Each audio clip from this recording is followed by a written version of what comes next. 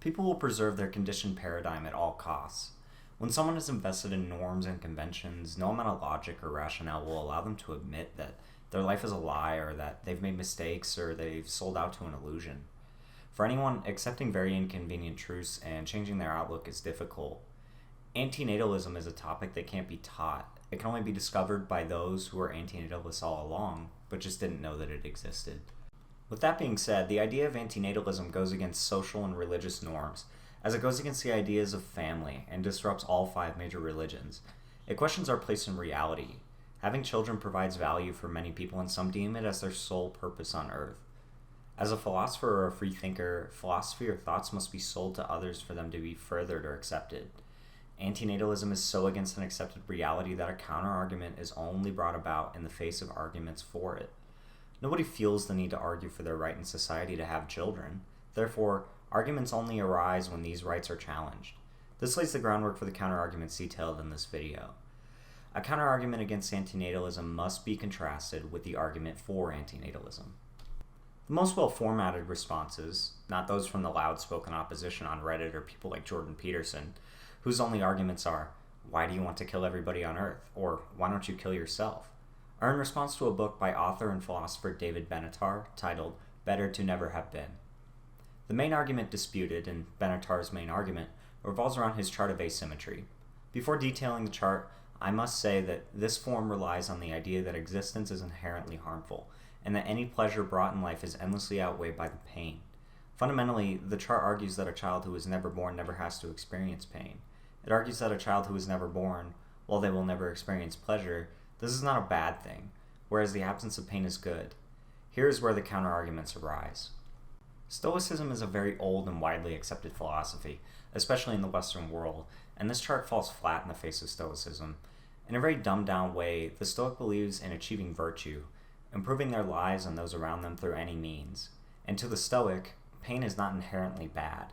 It's a tool in the development of any person, finding virtue, wisdom, courage, moderation, and fulfillment in accordance with the laws of nature. Pain is a gift to indicate an unhealthy body or soul and is necessary in any person's development. Under the Stoic philosophy, the chart looks quite different. Even under a religion and philosophy like Buddhism, one that believes that life does inherently include suffering, being born human is a necessary step towards nirvana. Pain is a tool given to us by nature in order to live a full life. Here comes the main point this argument takes against these premises. Benatar's assumptions are not universal truths. They are opinions.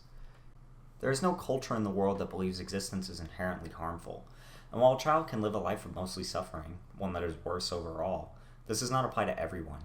It's a roll of the cosmic dice. This risk is necessary for any person, abstract and non-existent or alive and well. If there's no risk, no pain, then why do anything? Is it morally wrong to drive a car? The chance of a car wreck drops to 0, but it is far more amazing that in a universe that seems uncaring and harsh, humans always seem to find pleasure in any context and make good use of the time that we have. If the universe was always harmful, we would mourn birthdays and celebrate funerals. Nobody wants to be stuck in traffic, headed to a dentist appointment where they're getting painful dental work done, or suffer through the flu, but these are just minor pains. What about something seemingly universal? Trauma. Trauma freezes us in time, leaving us unable to move forward and incapable of thinking of a time before it all went so horribly wrong. Trauma takes us out of time. There is no past or future when one is overtaken by it, and it is as if it was happening now. Trauma brings forth fear at the expense of love and joy, the things that seemingly make life worth living. Often people try to disassociate to heal themselves in some sort of way. Yet, this is harmful. But for somebody fighting against antinatalism, this can be reminiscent to Buddha's enlightenment, where he did not learn to overcome his emotions, to escape his subjectivity in some sense.